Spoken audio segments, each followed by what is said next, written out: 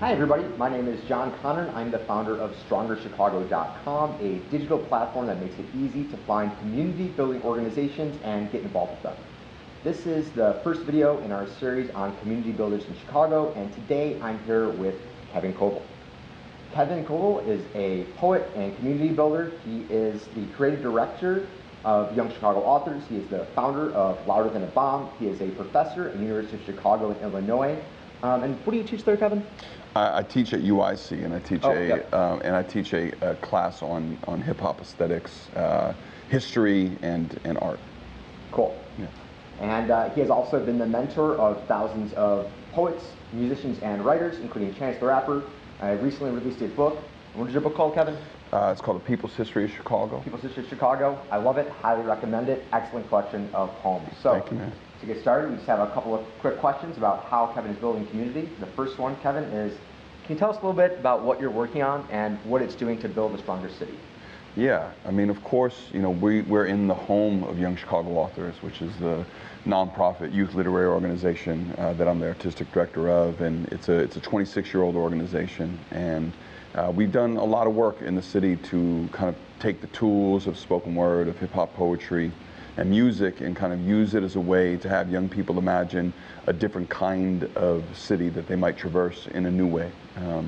You know, as a kid coming up here, the cultural space was very segregated, as the city remains very segregated, one of the most segregated cities in America. And so we kind of imagine culture having an impact in creating a different kind of city, a different kind of cultural space that ultimately will affect the way that we might maneuver in and around the city. And so our big thing, of course, is we run a youth poetry festival, Louder Than a Bomb, that's going into its 18th year. And I think the way that we see the next 5-10 years of the organization working is that we've created, I think, in this space, and we're in the midst of building out in the first floor right now as well, a larger performance venue so we could house more young people, have more professional developments for teachers and educators, and also do more regular programming that we've built over 25, 26 years in this neighborhood, a kind of micro sanctuary for young people to come in, to be themselves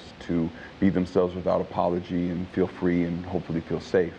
And I think the work that we're trying to do over the next 5 to 10 years is begin to basically have more programs in multiple communities, where our goal is to create similar, as we're kind of conceiving of them, micro guerrilla sanctuaries for young people, block to block, neighborhood to neighborhood, to have similar spaces to go where they can be themselves, be free, explore who they are, and build in the context of a critically generous and loving creative community. Yeah, wow. Those are some really ambitious and amazing goals. So you said Louder Than a Bomb's been going on for 18 years. I know I first took a workshop with you around 9 years ago. You've been at this for a long time. That's incredible. Like, what has motivated you to dedicate your life to this? Well, I love the work. I mean, there isn't,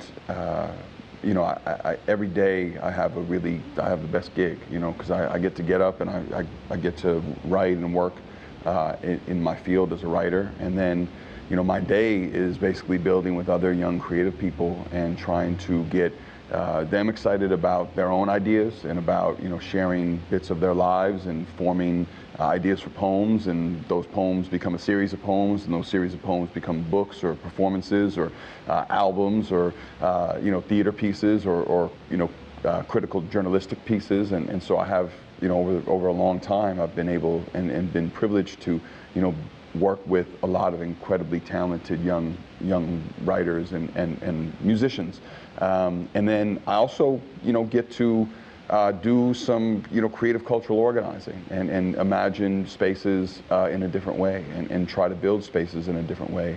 I'm always a little depressed and I think angry when I see cultural spaces that aren't reflective of who is actually in the community and who is in the city, and also when the stage or the platform that the event is in or who we're going to see is not also reflective of the multiple voices that exist in the community. And so I think part of my job as a community builder, as a cultural organizer, is to also recreate and reimagine the kinds of cultural opportunities that we have in the city, and begin to build the kinds of spaces that I'm excited about and that I feel like the people I'm in community with here are also wanting to see.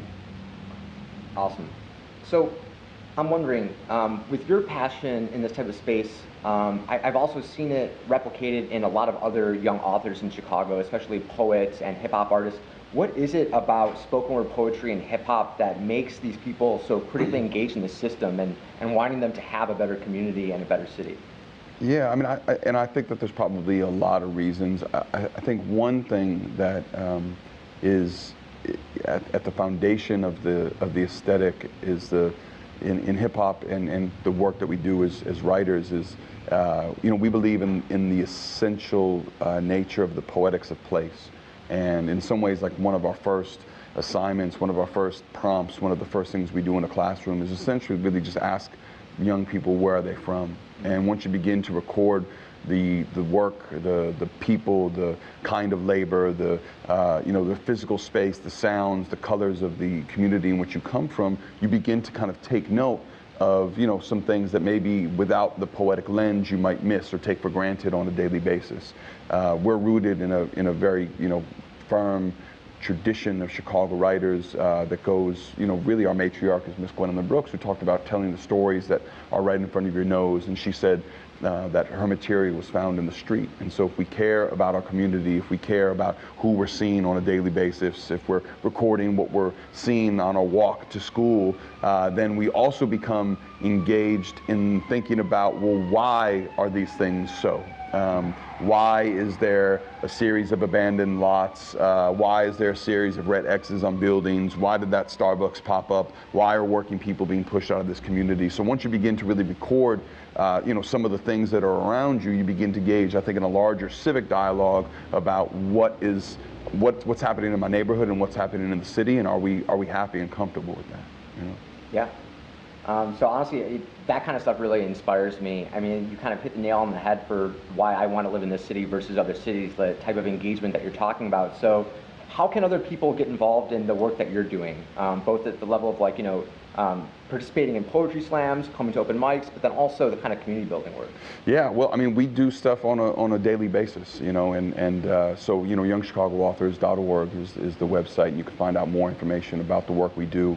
Every Tuesday night we have the longest running youth open mic in the country here in this space. I mean, we're sitting in the space right now, although hopefully in another month we'll be downstairs in a slightly larger performance venue, and we do a workshop at 6 every Tuesday, an open mic at 7, and so people should come by for that. I mean, I think it'll give you a glimpse as to the kind of cultural space that we're hoping to build, and that we have. It's a glimpse into what we do at Louder Than a Bomb. It's a glimpse into what we do in educational and community center spaces around the city, and it's very vibrant. I would say on a weekly basis, the most vibrant cultural event in the city is here on a Tuesday night.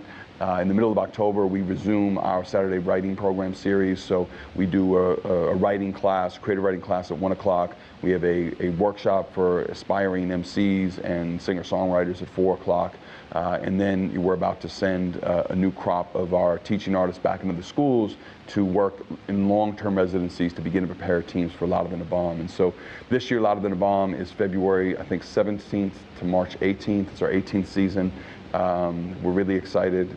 We have a concept. Each year we flip the theme, and so we're, in a few weeks going to kind of announce the theme and have a lot of exciting things coming up for it. So, cool. And one more question: what advice would you give for someone who's aspiring to be a community organizer, a community builder? What should they know before getting started? Well, I think being a community organizer in Chicago means that you have to show up. You have to be in physical space, proximity with one another in the community, certainly that you are hoping to work with and serve and bring together. And so, a lot of it is, I think you have to allow yourself to then go into spaces that you might not have been before, maybe you've been before, and you really have to, it's like, like palm to palm. You have to shake people's hand. You have to build relationships, sometimes one by one with people, with communities, in order to be trusted, and also in order to have a sense of like, what the fuck are you doing there? You know what I mean? Like, you have to, I think, as a good community organizer, really listen to what people are saying, and also, sometimes you have a vision that is broader than where we rest currently. And so you also have to inspire people to believe too in that larger vision that might not be, visible in this moment, but something that we could work towards together. And I think, you know, so in some ways, like, you are both a physical presence, and you're also someone who can inspire, and someone who I think shares in community a vision for, you know, a stronger Chicago. Yeah, awesome, and on brand. Much appreciated, Yeah, Kevin. hey, listen. And that's going to be it for our first episode in this installment. I hope you feel inspired. I know I certainly am. So go out and do something good for your city today. Take care.